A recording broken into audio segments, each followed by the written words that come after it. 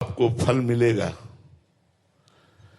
एक महात्मा मांडव्य ऋषि 8 वर्ष के बच्चा थे, तो खेल रहे थे। खेल खेल में उन्होंने तितली पकड़ी और उसकी गुदा में बबूल का कांटा डाल के छोड़ दिया। तो जब मांडव्य ऋषि के रूप में तपस्या कर रहे थे, तो राजा के यहां से चुरा कर चोर लोग भाग रहे थे संपत्ति, तो उनका पीछा करते हुए वो आए। तो उन्होंने सोचा ऋषि के आश्रम में यदि हम छुप जाएं तो बच जाएंगे। वो छुप गए। राजकर्मचारियों को पता चला तो मैं ऋषि सहित उन चोरों को माल सहित बंदी बना लिया।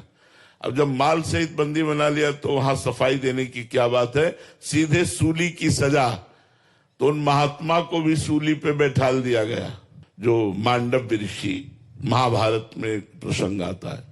अब जो ही सूली उनके गुदा द्वार में घुसी तो ध्यान भंग हुआ और पद्मासन लगाकर सूली पर बैठ गए। तेजस्वी महात्मा थे।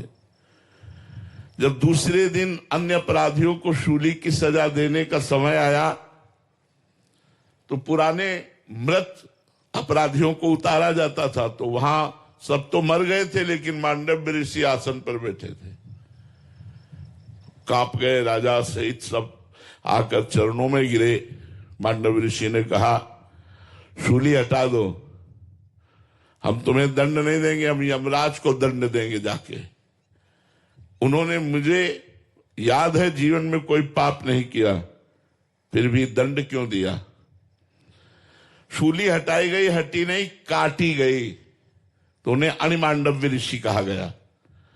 वो यमराज के पास गए और उन्होंने कहा, ये सूली मेरे क्यों घुसी, क्यों, कौन सा अपराध, मैं तो बचपन से तपस्या कर रहा हूं। तो उन्होंने दिखाया कि 8 वर्ष की अवस्था में आपने तितली की गुदा में बबूल का कांटा छोड़ दिया, उसके फलस्वरूप आज आपको सूली की सजा भोगनी पड़ी। आप समझ रहे हैं, छोटे से भी कर्म का कितना बड़ा दंड मिलता है। यहां भी देख लो, अपराध होता है 5 मिनट 10 मिनट और सजा होती है 20 साल, आजीवन, आजीवन कारावास या मौत की सजा, फांसी। इसलिए बुद्धिमान बनो, भोगों की तरफ आकर्षित होकर नशा कर गंदे आचरण करके अपने जीवन को बर्बाद मत करो। बड़ा कीमती और देवताओं के लिए भी दुर्लभ ये मनुष्य देह है। भगवान ने संसार को दुखालयम कहा, यहां कभी कोई सुखी होकर गया ही नहीं।